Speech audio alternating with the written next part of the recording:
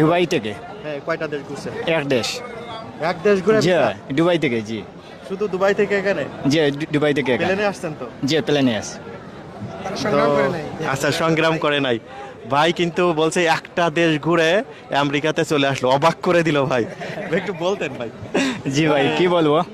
আপনার কি হাত কি অনেক লম্বা, নাকি স্পেশাল কোনো ওয়ে, নাকি সিম্পল ওয়ে প্রসেস করে আপনি আসছেন? না স্পেশাল প্রসেসিং করে এসেছি। সেটা কি বলেন জি তো একটু?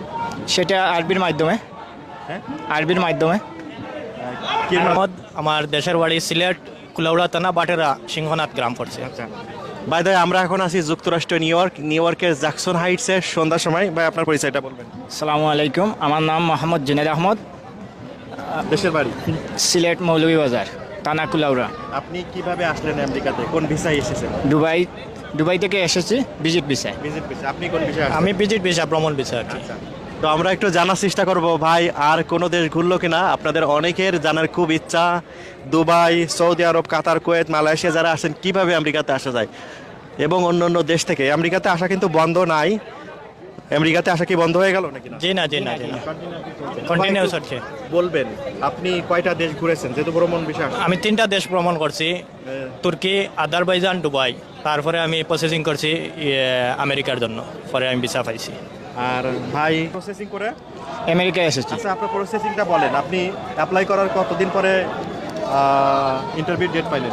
6 মাস পর। 6 মাস? 6 মাস পর আমি ইন্টারভিউ। ইন্টারভিউতে কি কি জিজ্ঞাসা করছিল? ইন্টারভিউতে আরবির সাথে গেছে, আরবি সবগুলা বলে দিছে, নাম ঠিকানা সবগুলা আর কি। আপনার সাথে যে ছিল মানে ওনার, সেই জি জি সেই। আপনার কোনো কিছু বলা লাগে নাই? জি না বলা লাগে নাই। আপনি কি আপনার ওনারের সাথে আসছেন, আপনার মালিকের সাথে আসছেন? জি জি মালিকের সাথে এসেছি। মালিক এখন কই? মালিক এখন দুবাই আছে। আর আপনি এখানে থেকে গেলেন? জি থেকে গেছে। কিভাবে থেকে গেলেন? মালিক দিয়ে গেছে। দিয়ে চলে গেছে? জি চলে গেছে। মালিক জি, জি। কি পয়সা নিছে কিছু? জি জি। আচ্ছা, তো আরেকটা নতুন ওয়ে জানলাম যে মালিককে কনভিন্স করে তাকে পয়সা দিয়েও কিন্তু আমেরিকাতে আসা যায়। খুশি হয়েছেন তো? জি জি খুশি। তো কেমন লাগতেছে আমেরিকাতে আসার পরে? ভালো লাগতেছে। কাজ কাম পেয়েছেন তো? জি কাজ কাম পেয়েছি। সবকিছু ঠিকঠাক আছে? জি ঠিক আছে আলহামদুলিল্লাহ। আলহামদুলিল্লাহ। ওনার সাথে পরিচয় হলো কি করে? উনি আমার ভাই। আপন ভাই? না না উনি আমার খালাতো ভাই। খালাতো ভাই। তো আপনার প্রসেসটা বলেন। উনি তো ওনার ধরে, মালিক ধরে আসলো, আপনি কিভাবে?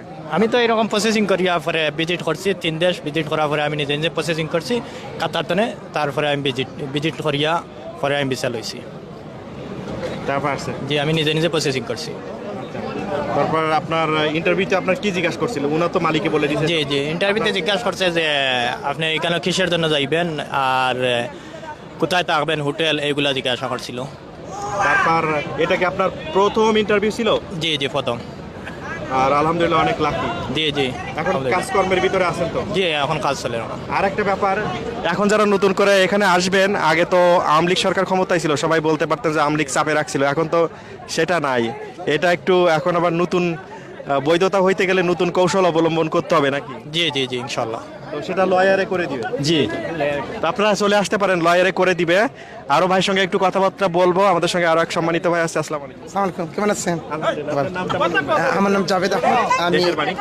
সিলেট মৌলভীবাজার কুলাউড়াতে।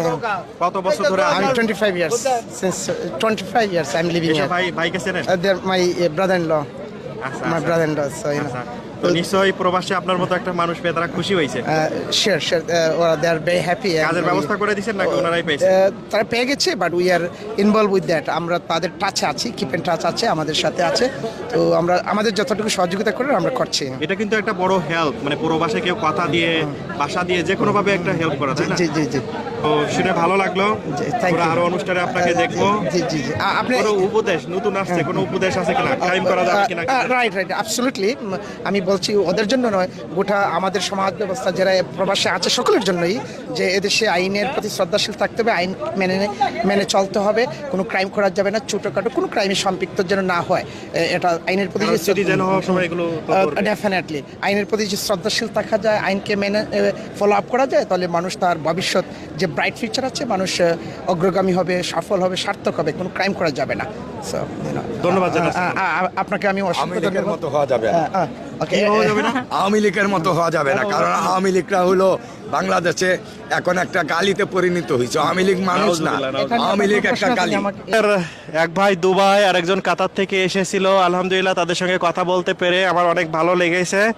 সবাইকে অসংখ্য অসংখ্য ধন্যবাদ জানাচ্ছি। আপনারা বিশ্বের যে প্রান্তে আছেন আমেরিকাতে আসার সুযোগ আছে, শুধু এসে পড়ুন, আর এসে পড়লেই আমেরিকা আপনার। ঠিক আছে? তো এখন সন্ধ্যার সময় সবাই বড়দের সম্মান করবেন, ছোটদের স্নেহ করবেন, আপনার বাড়ির চারপাশে সকল মানুষকে ভালো রাখবেন, তাহলে আপনি অনেক বেশি বেশি ভালো থাকতে পারবেন। এই কথা বলে আমি রুয়েল খান সবাইকে ভিডিওটা শেয়ার করে দেওয়ার বিশেষ অনুরোধ জানাচ্ছি। আর কোন জায়গা থেকে দেখলেন সেটাও বলবেন। ভালো থাকেন, সুন্দর থাকেন, সুস্থ থাকেন। সবাইকে আজকের মতো আল্লাহ হাফেজ।